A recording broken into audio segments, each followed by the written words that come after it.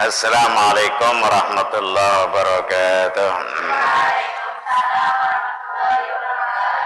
Bismillahirrahmanirrahim. Alhamdulillahi rabbil alamin. Wassalatu wassalamu ala asyrafil anbiya wal mursalin Sayyidina Muhammadin wa ala alihi wa sahbihi ajmain. Amma ba'du. Rabbi shrah li sadri wa yassir li amri wahlul 'uqdatam min lisani yafqahu qawli. Subhanaka la ilma lana illa ma 'allamtana innaka antal alimul hakim.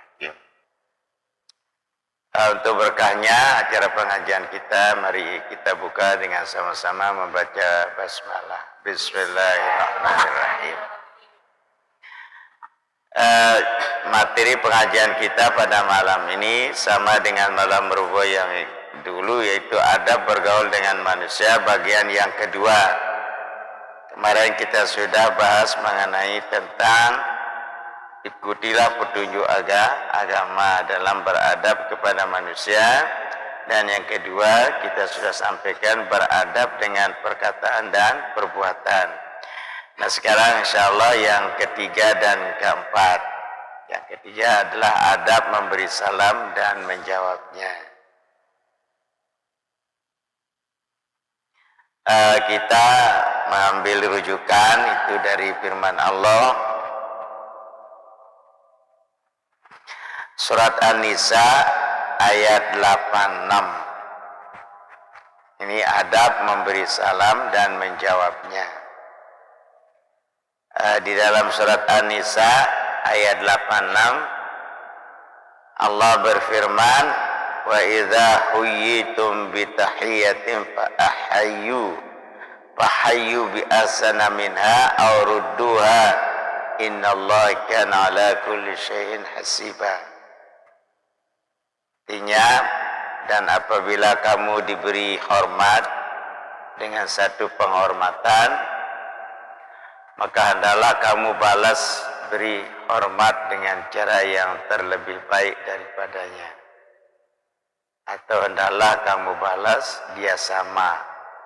Sungguhnya Allah menghitung atas tiap-tiap sesuatu. Jadi kalau ada orang memberi salam, kita harus menjawabnya lebih minimal sama gitu. Jadi maksudnya jika seorang pemberi salam kepada kita, hendaklah dijawab atau dibalas dengan salam yang lebih daripadanya. Seperti ia mengatakan assalamualaikum, cuma dia bilang assalamualaikum, maka dijawablah dengan waalaikumsalam warahmatullahi wabarakatuh. Dia ada di situ lebih itu jawabannya. Atau dijawab seperti dia juga, misalnya assalamualaikum, kita jawab waalaikumsalam. Tapi yang terbaik assalamualaikum, kita jawab waalaikumsalam warahmatullahi wabarakatuh. Atau yang tadi minimal sama. Tapi jangan dikurangi. Misalnya dia bilang waalaikum gitu. Atau assalamu, nah, itu namanya mengurangkan.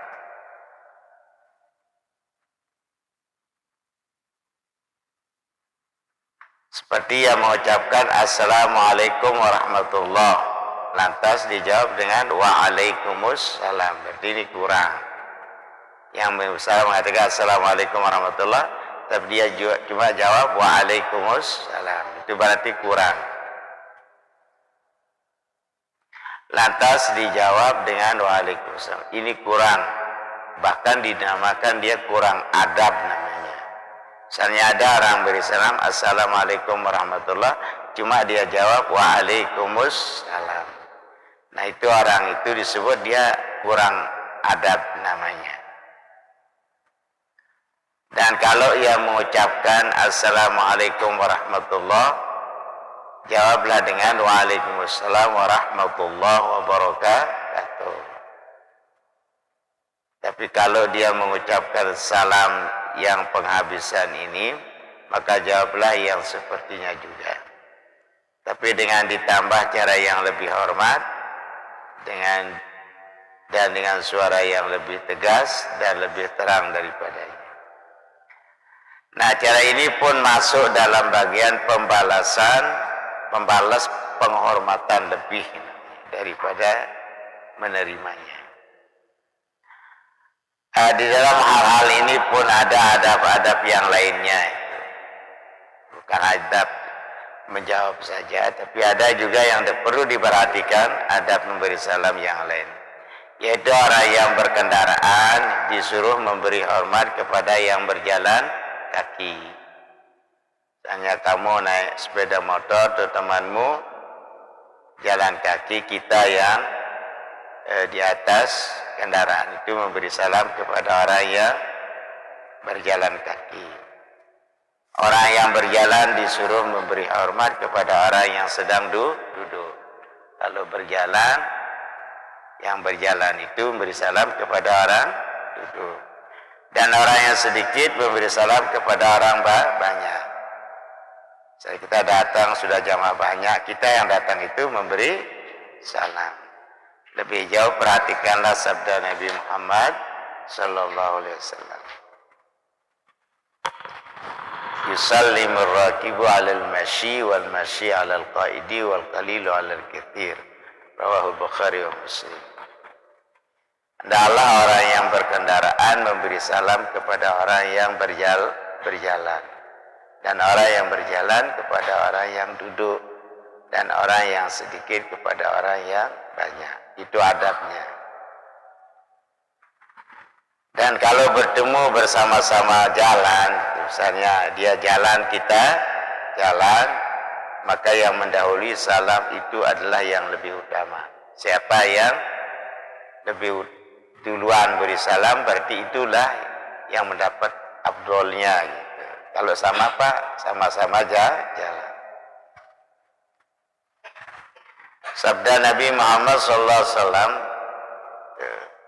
yusallimur rakibu 'alal masyi wal masyi 'alal qaidi wal masyani ayyuhuma bada'a fahuwa afdalu. Rahul Bazzar Ibn Hibban. Ya, orang yang berkendara itu hendaklah memberi salam kepada orang yang berjalan, dan orang yang berjalan kepada orang yang duduk. Dan dua orang yang berjalan itu, yang mana dari antara keduanya mendahulukan salam, maka dialah yang lebih utama. Sudah jelas ya, ngerti ya? Nah, oleh karena perkara salam ini penting dan tersiarnya itu akan tampak syiar Islam, jadi nanti beri salamnya bukan kepada gurunya saja, temannya juga beri salam atau orang lain. Dan menambah kasih sayang sesama muslim, itu manfaat salam itu.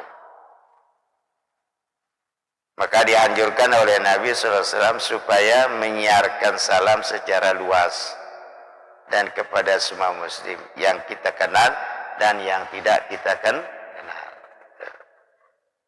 tahu maupun tidak tahu, kita beri salam kepadanya.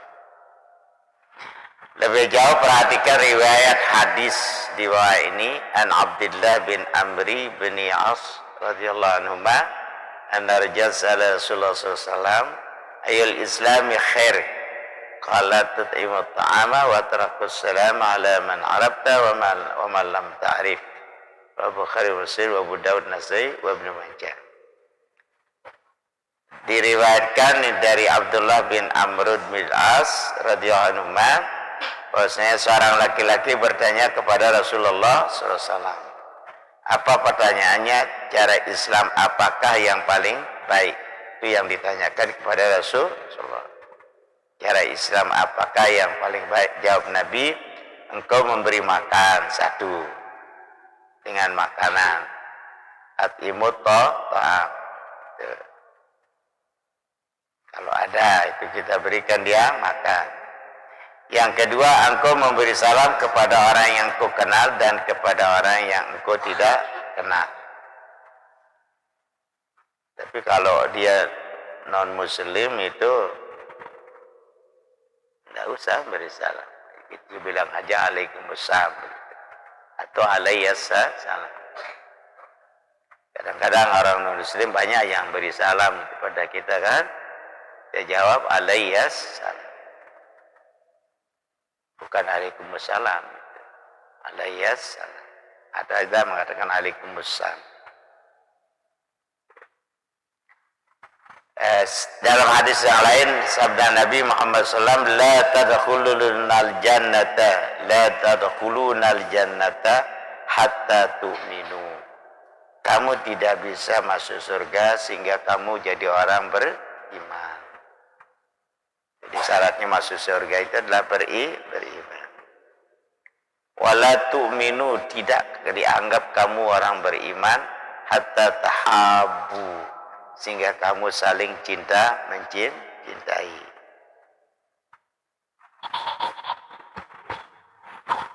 Ala ingat, adullukum ala syai'in, kutunjukkan kepadamu sesuatu. Idza fa'altumu, apabila kamu memperbuatnya, tahabbtum, kamu saling mencintai. Apa itu? Absus salam bainakum, menyebarkan salam di antara kamu. Itu. Assalamualaikum, kita ketemu itu orang, kita bilang assalamualaikum. Salam itu sama saja itu anak-anak. Assalamualaikum aja pakai walaupun perempuan. Ya. Enggak usah assalamualaikum itu. Assalamualaikum waalaikumsalam, enggak usah itu. Cukup sudah walaupun perempuan assalamualaikum. Rawahu Muslim, Abu Dawud, Tirmidzi, Ibnu Majah. Artinya kamu tidak masuk surga sehingga kamu beriman, dan kamu tidak beriman sehingga kamu berkasih-kasihan. Maukah aku tunjukkan kamu atas sesuatu apabila kamu kerjakan yang niscaya kamu berkasih-kasihan, yaitu adalah kamu siarkan salam di antara kamu. Adapun arti assalamualaikum warahmatullahi wabarakatuh, ini sering kita pakai. Itu kadang-kadang kita tidak tahu apa artinya assalamualaikum warahmatullahi wabarakatuh. Artinya mudah-mudahan diturunkan Allah kesejahteraan atas kamu dan rahmatnya dan karunia-Nya. Itu arti assalamualaikum warahmatullahi wabarakatuh. Dan arti waalaikumsalam itu ialah mudah-mudahan atas kamu juga diturunkan Allah kesejahteraan. Nah, karena semua perbuatan kita itu akan dicatat dan dihitung oleh Allah SWT, sekalipun perbuatan itu kelihatannya kecil itu. Seperti memberi salam, menjawab salam, buat diberi ganjarannya. Asal saja selama itu dilakukan dengan ikhlas dan sungguh-sungguh mendoakan saudara kita sebagai adab dan kesopanan kepada sesama saudara muslim. Kemudian adab yang keempat, adab bergaul dengan manusia, itu adab terhadap orang-orang lemah. Marilah kita bawakan lagi ayat-ayat lain yang berkenaan dengan adab bergaul dengan manusia. Di sini saya bawakan keterangan adab terhadap orang-orang lemah. Yang dimaksud dengan dalam golongan orang-orang lemah itu ialah anak-anak yatim. Di sini ada yang anak yatim, anak-anak. Apa anak yatim itu? Hah? Apa anak yatim? Yang yang sudah meninggal bapaknya, bukan tidak ada bapaknya. Salah itu. Anak yatim itu yang sudah meninggal bapaknya. Ada orang bilang anak yatim yang tidak punya bapak. Punya aja, tidak ada orang yang tidak punya bapak. Kalau yatim piatu sudah meninggal ibu bapaknya. Kalau piatu sudah meninggal ibunya.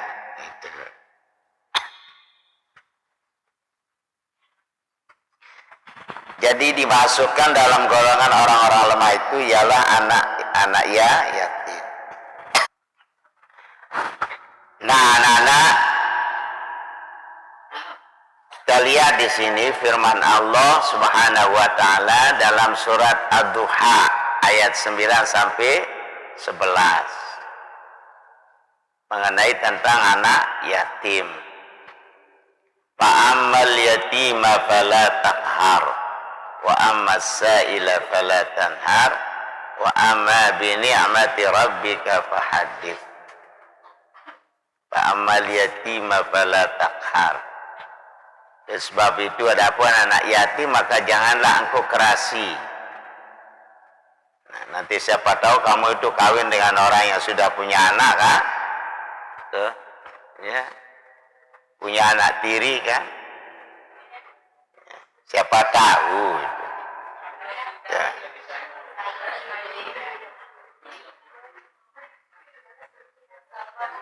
Ya kita tidak tahu, yang ngatur kita kan Allah kan? Tidak tahu apakah kita akan kawin dengan orang janda atau orang duda, itu kita belum tahu saja itu. Jadi kalau kebetulan di situ ada anak tirinya, kan tidak punya bapak ya, tidak punya bapak, anak yatim itu atau anak piatu, wa ammal yatima fala taqhar. Adapun anak yatim maka janganlah engkau kerasi, keras tangan, keras mulut jangan, ya. Kadang-kadang mulutnya keras. Nggak mulutnya keras, tangannya keras, sedikit-sedikit memukul.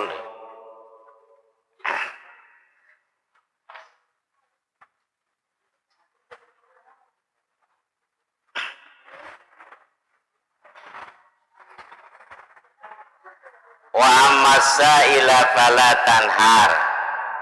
Dan adapun orang-orang minta-minta itu atau bertanya maka janganlah engkau kasari. Sail itu dua artinya, bisa artinya minta-minta, bisa juga artinya bertanya.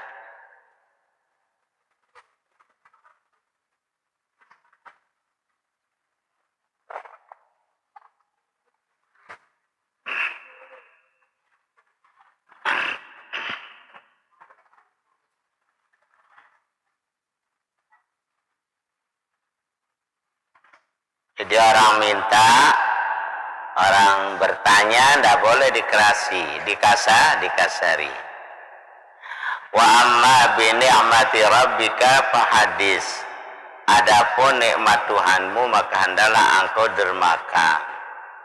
Fahadits. Jangan dapat nikmat sendiri, tapi didermakan kepada orang lain. Dalam ayat ini diterangkan bagaimana adab seorang terhadap anak yatim, orang minta-minta atau orang bertanya, dan terhadap orang-orang fakir. Terhadap anak yatim dilarang kita kerasi dan hinakan. Bahkan kita disuruh mengangkat derajat anak yatim dengan mengajarkan adab. Tuh, karena dia tidak punya bapak untuk mengajar dia adab.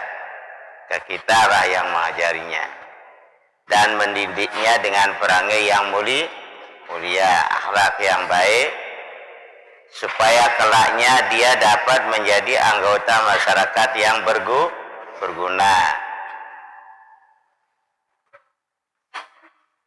Tidak menjadi penyakit masyarakat yang berbahaya, yang membahayakan masyarakat yang digaulinya.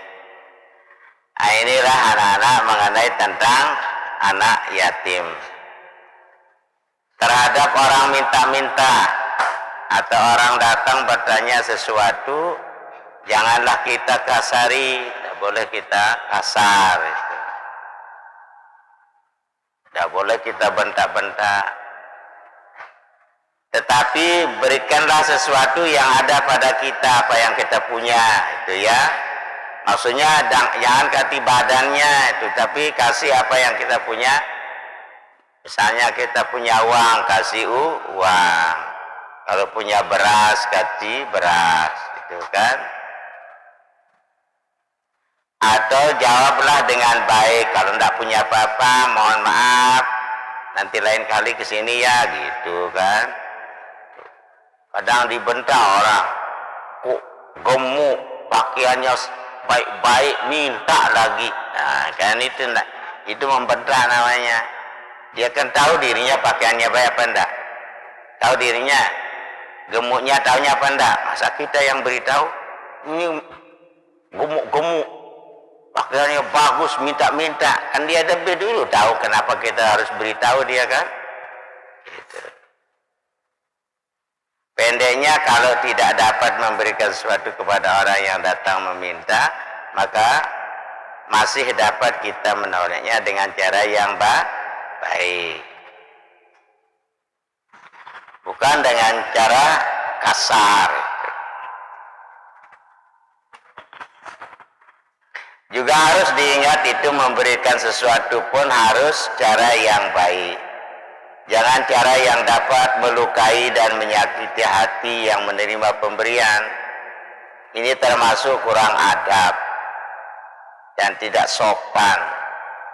Perhatikan firman Allah SWT dalam surat Al-Baqarah ayat 263. Qaulun ma'rufun wa maghfiratun khairum min shadaqatin yatba'u adha. Wallahu ghaniyyun alim. Satu perkataan yang baik dan satu pemberian maaf adalah lebih baik daripada satu sedekah yang diiringi dengan gangguan. Dan Allah Maha Kaya dan Maha Sabar atau Maha Lembut. Kita kasih orang, tapi kita caci maki dengan perkataan kasar. Lebih baik jangan kasih, tapi perkataan yang lembut. Apalagi tenges ke anaknya, terus kata-katanya lembut, itu kan, itu berkesan sampai 1 bulan kan. Mending kasih uang tapi bentak-bentak itu. Atau dilempari cara, tuh ambil itu, katanya gitu kan. Itu terang sapan. Nah, kalau kebetulan Allah SWT melimpahkan atas kita kesenangan dan kemewahan, itu secara kebetulan saja. Kita punya limpahan atau kesenangan atau kemewahan, itu secara kebetulan. Harta yang banyak dan kekayaan itu kebetulan saja, itu titipan Allah. Maka luaskanlah memberikan kepada fakir miskin. Itu baru harta kita yang kita sedekahkan itu. Masih ingat harta kita? Berapa harta kita? Masih ingat? Berapa? 3. Pertama, yang kita makan, kita jadikan rusak. Yang kedua, pakaian, kita jadikan lusuh. Yang ketiga, yang kita sedekahkan, itulah yang kita bawa mati. Itu. Jadi, kalau punya kelebihan itu kan, tapi orang tuamu itu bagus sudah itu ya, dia membiayai pendidikanmu tiap bulan, bahkan tiap minggu datang menjenguk kan, itu sudah sabilillah dia itu. Man a'ana li talibil ilmi walau bi kalamin maksurin faka'annama anfaqa jabala dhahabin li ghairihi, kata Nabi. Man anfaqa, barang siapa memberikan nafkah li talibil ilmi, bagi orang yang menuntut ilmu, walau bi kalamin maksurin, walaupun dengan pena yang patah, faka'annama anfaqa jabala dhahabin li ghairihi, seolah-olah dia mensedekahkan gunung emas bagi lainnya. Maka saya harapkan itu, berapa biaya orang tua itu tolong, jangan sampai pulang nanti tidak bisa apa-apa itu. Jadi rugi orang tua itu.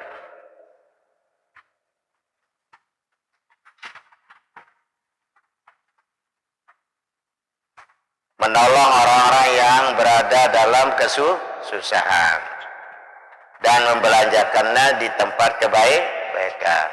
Itu punya harta. Yang demikian itu adalah tanda syukur kita kepada Allah Subhanahu wa Ta'ala. Bagaimana cara kita mencintai harta, anak-anak? Bagaimana cara kita mencintai harta? Sedekahkan.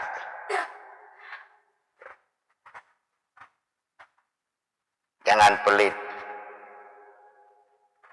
Kadang-kadang ada orang yang kikir pada dirinya sendiri itu. Uangnya ada, semua ada. Apalagi mau bersedekah ke diri aja dia pelit itu. Kalau dia makan tinggal satu potong pejah aja itu seminggu dia pakai itu. Cuma dia pakai baunya aja digitu-gitukan sama nasinya sudah itu. Kepada dirinya aja dia pelit kepada orang, apalagi kepada orang lain. Sedangkan harta yang kita belanjakan di jalan Allah itu akan diganti dan dibalas dengan kebaikan yang berlipat ganda. Itu jangan diragukan itu. Kadang-kadang di dunia sudah dibalas. Kembali kita menguraikan sedikit adab terhadap anak yatim. Di dalam Islam dikeraskan benar perkara mengurus dan merawat anak yatim. Sehingga banyak benar keterangan-keterangan yang membicarakannya. Adapun tentang merawat dan mengurus anak yatim itu, nah di sini ada kalimat merawat, mengurus. Mungkin dia kecil, masih bisa membutuhkan rawatan.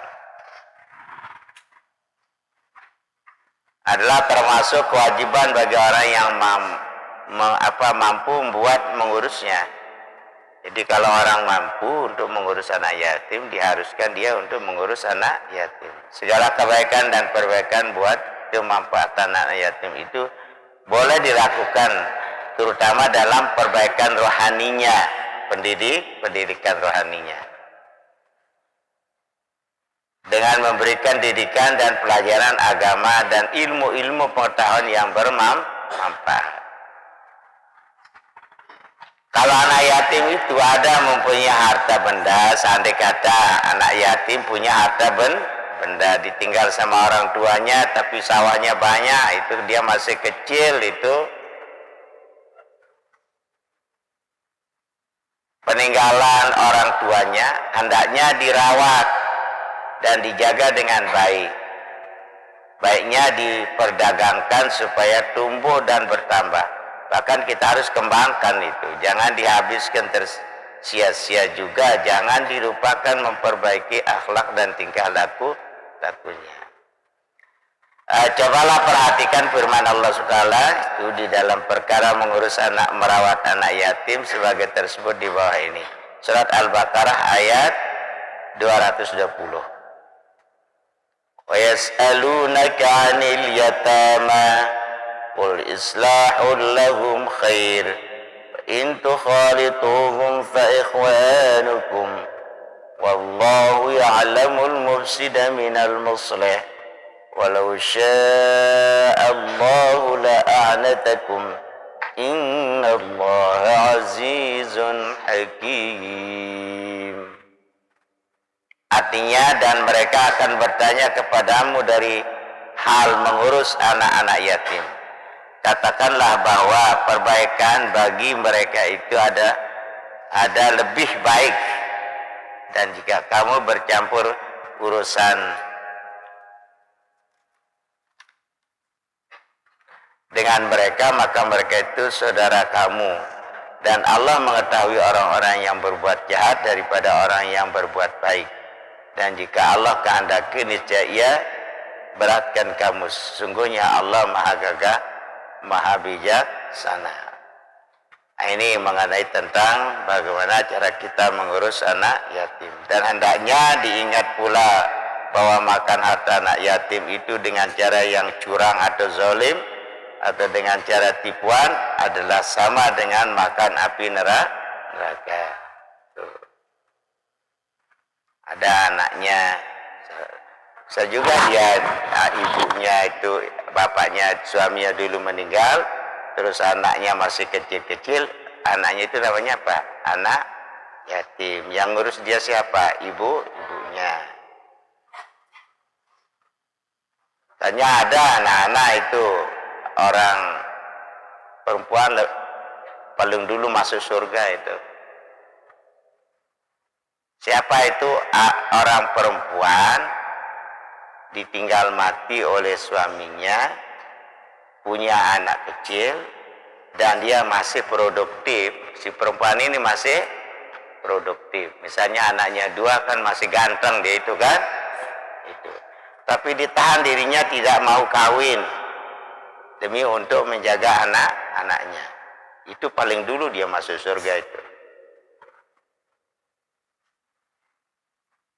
Jadi masih muda, tuh kan, menanamkan sikit 2 aja masih nih, masih energik gitu. Tapi tahanlah diri nanti 6 hari untuk menjaga anak yatim.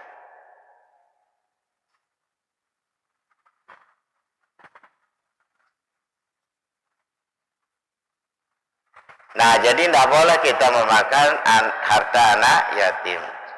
Allah berfirman dalam surat An-Nisa ayat 10. Innal ladzina ya'kuluna amwalal yatama zulman innama ya'kuluna fi butunihim nara wa sayaslawna sa'ira. Sungguhnya orang-orang yang memakan harta anak-anak yatim dengan aniaya itu tidak lain melainkan menelan api ke dalam perutnya mereka itu. Berarti yang ditelan apa? Api neraka. Dan mereka akan masuk di api yang bernyala-nyala. Saya selalu nasairo. Itu mengenai tentang orang anak yatim. Nah, tentang orang-orang miskin itu. Nah, sekarang bagaimana kalau orang miskin? Yaitu perlu dibantu dan ditolong dengan uang. Itu kalau orang miskin apa? Dibantu dengan apa? Dengan uang supaya dapat mereka berusaha. Miskin yang dimaksud di sini, apa nama miskin di sini? Yaitu orang-orang yang disebabkan sesuatu kecelakaan menjadi cacat anggota badannya, kan? Dan tidak bisa berusaha lagi. Nah, ini miskin namanya. Sehingga perlu mendapatkan pertolongan orang lain. Atau karena ditimpa bencana alam, gitu. Seperti sekarang kan kemarin ada gempa bumi, gitu kan, tanah longsor, ada banjir bandang, atau kebakaran dan lain-lainnya, sehingga harta bendanya dan rumah tangganya habis punah sama sekali. Ini namanya miskin. Nah, ini dinamakan miskin ma'dzur. Miskin apa? Ya, miskin ma'dzur. yakni miskin yang betul-betul berhalangan syar'i, yang patut, bahkan diperintah untuk menolongnya. Ta'awanu 'alal birri wat taqwa wa la ta'awanu 'alal itsmi wal. Adapun orang yang miskin karena kalah berjudi, main judi itu, dia bangkrut karena main judi, atau harinya habis di tempat pelacuran, atau dikadu ngono bekono-konoan, upa-upa dengan wik-wikan, atau perzinahan, sehingga dia menjadi bangkrut. Nah, ini di tempat pemabukan atau boros di tempat-tempat maksiat dan kemungkaran, maka orang-orang yang jadi miskin karena perkara-perkara tersebut sesungguhnya tak perlu ditolong. Nah, itu catatannya, tak perlu ditolong. Bahkan perlu diberi nasihat yang tajam dan keras supaya mereka insaf dan tunjukkan kepadanya jalan yang benar. Kalau mereka tidak mau terima nasihat yang baik itu dan tidak mau insaf dari kesesatannya, maka boleh ditinggalkan saja. Nah, mereka ini dinamakan miskin ghairal ma'zur. Apa namanya? Miskin ghairal ma'zur. Yang tadi itu miskin ma'zur. Yang perlu ditolong itu adalah miskin ma'zur. Tapi kalau miskin ghairal ma'zur tidak boleh ditolong itu. Nah, ini antara lain cara kita. Kalau Buddha sekarang sudah ada itu. Kita lanjut kepada jam berapa ini? Belum ya?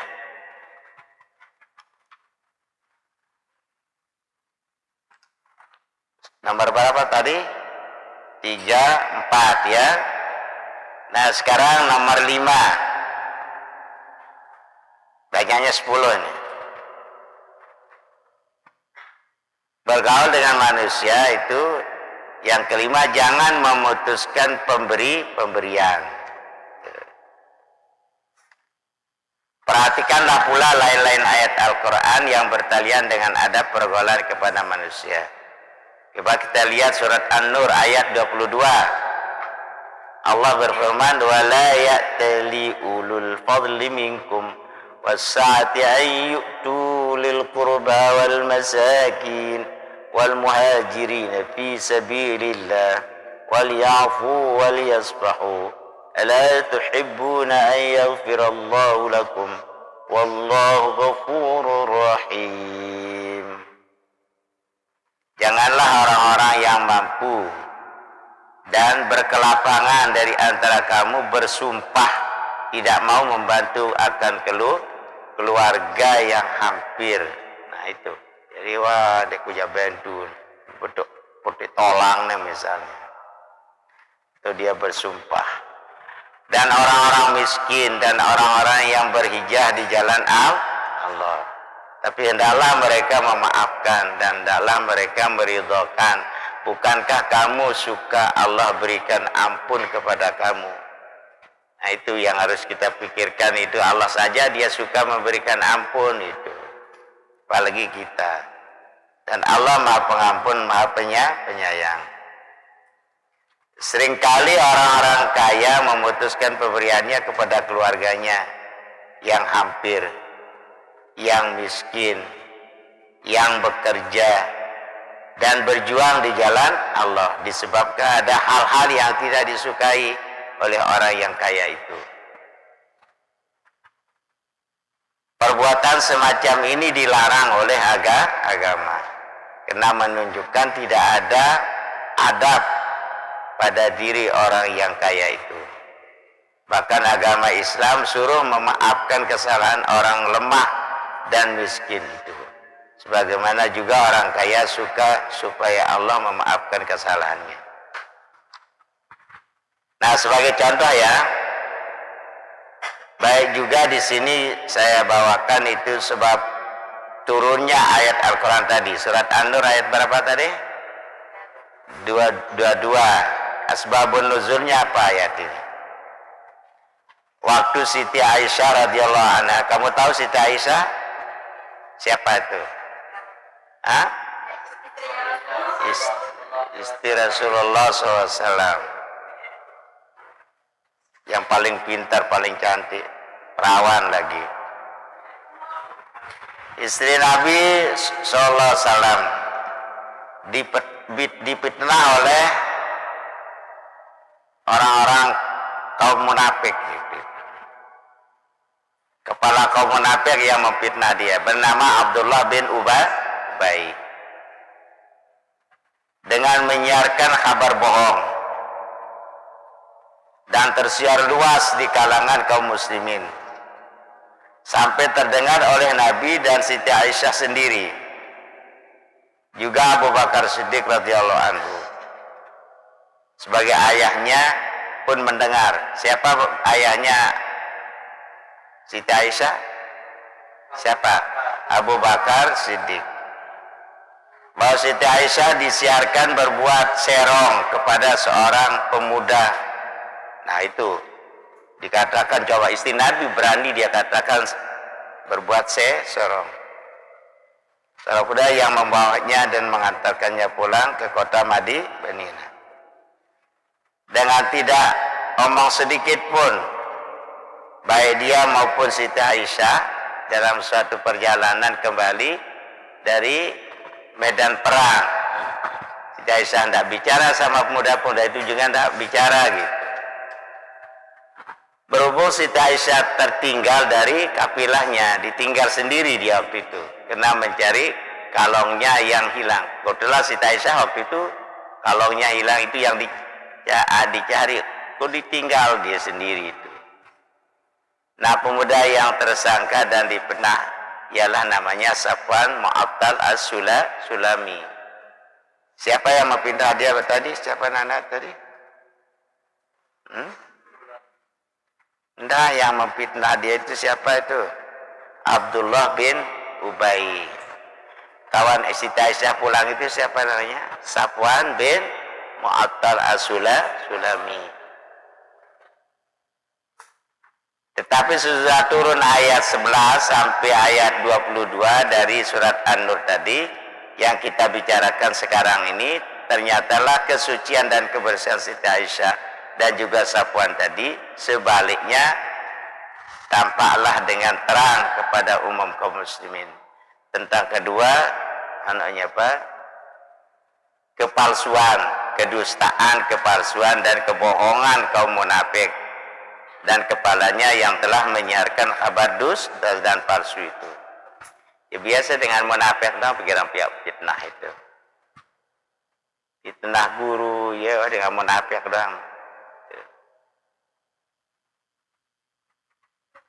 Dulu anak-anak itu ya, ada seorang tuan guru dicium tangannya sama muridnya, itu yang dilaporkan itu. Tuan guru anu dicium sama muridnya katanya. Nah, itu kan fitnah itu. Dibawa kalau tidak salah ke camat, dibawa di itu. Di sana. Kapan kamu lihat tuan guru mencium muridnya? Itu waktu dia selaman itu katanya. Jabat tangan itu dicium tangannya kan. Itu dikatakan dicium. Tidak tahu namanya ciuman penghormatan. Kecuali kalau di hidung itu namanya ciuman syahwat.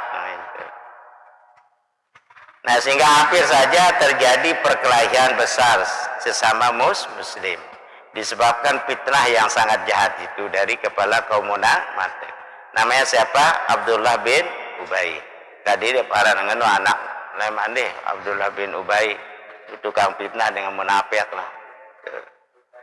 La'natullah alaih, ini la'natullah dia itu. Di antara orang-orang yang turut menyiarkan berita bohong itu karena tidak tahunya dan juga makanya ini kalau belum tabayun itu jangan ikut-ikutan menyiarkan itu ya, dan juga karena baik sangkanya kepada orang yang telah mengaku agama Islam, ialah seorang sahabat Nabi yang setia dan yang pernah turut serta dengan Nabi dalam perang Badar, bernama Mistah bin Uthathah. Ini milu-miluan ini kan, padahal dia sangat setia gitu. Ia seorang miskin dan sengsara pula. Hijrah dari Mekah ke Madinah karena Allah, buat membela dan mempertahankan agama Islam yang dipeluknya, dan hendak berkumpul dengan saudara-saudaranya kaum muslimin yang di kota Mekah. Tapi nasib buruk telah menimpa dia, yakni ia telah masuk dalam perangkap kaum munafik dengan tidak sadar. Kau menara masalah kata-kata yang tidak baik, sama kepada guru-guru kita, teman-teman kita, yang terlalu cepat percaya, harus kita tabai. Ia telah turut serta menyiarkan kabar bohong dari kaum munafik itu. Tapi setelah ternyata bahwa berita itu bohong dan dia telah dijatuhi hukuman dera, nah itu didera dia itu. Siapa didera tadi itu? Siapa namanya?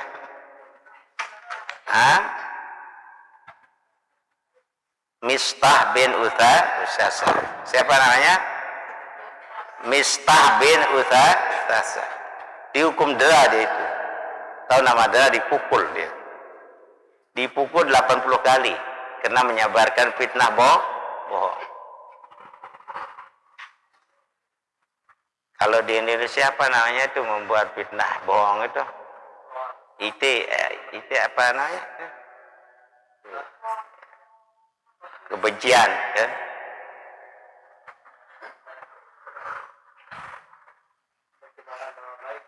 Pencemaran nama baik. Maka segeralah ia taubat kepada Allah SWT. Jadi Mistah bin Uthathah ini yang kita ceritakan tadi adalah saudara sepupu atau anak pamannya Baginda Abu Bakar. anak pamannya bisa nih ya ini. Bisa nih si Siti Aisyah itu yang ikut ngompor-ngomporin itu. Terjawab. Beliaulah yang menjamin, menyokong dan mencukupi makan dan keperluan hidup. Itu Mistah itu karena miskin dan Abu Bakar itu yang dia tanggung makan dia itu Mistah bin Mistah bin Usasah ini dia miskin tapi yang ditanggung dia oleh Abu Bakar itu. Lalu dia yang ikut menyebarkan berita bohong.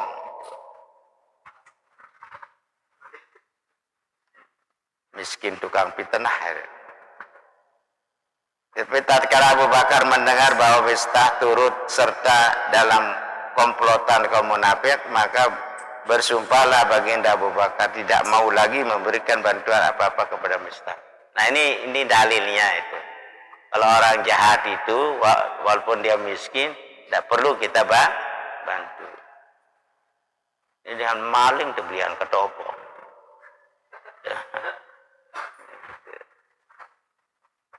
Maka setelah itu ditahannya segala bantuan dan sokongannya.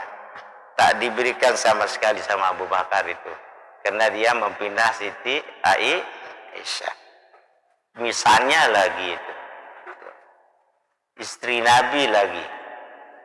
Putrinya sahabat Nabi. Tetapi tatkala turun ayat Al-Quran tadi berkatalah baginda Abu Bakar, bala wallahu nuhibbu an taghfirana rabbana. Ya tentu demi Allah kami suka engkau berikan pengampunan bagi kami ya Tuhan kami. Nah setelah itu kembalilah Abu Bakar memberikan sokongan dan bantuannya kepada Mistah bin Usasah ini. Dan beliau berkata, karena setelah turun ayat tadi yang mengatakan bala wallahi nuhibbu an taghfirana. Artinya apa? Kalau ada orang sudah salah tapi bertobat, jangan disetop pemberiannya, dikasih lagi itu. Nah demi Allah tidak akan mencabut belanja dari Mistah sekali-kali itu, kata Abu Bakar. Nah ini anak-anak mungkin nanti yang ke-6 kita sampaikan. Ini sudah jam 9, jam 10 kurang 5 menit itu. Lagi berapa itu?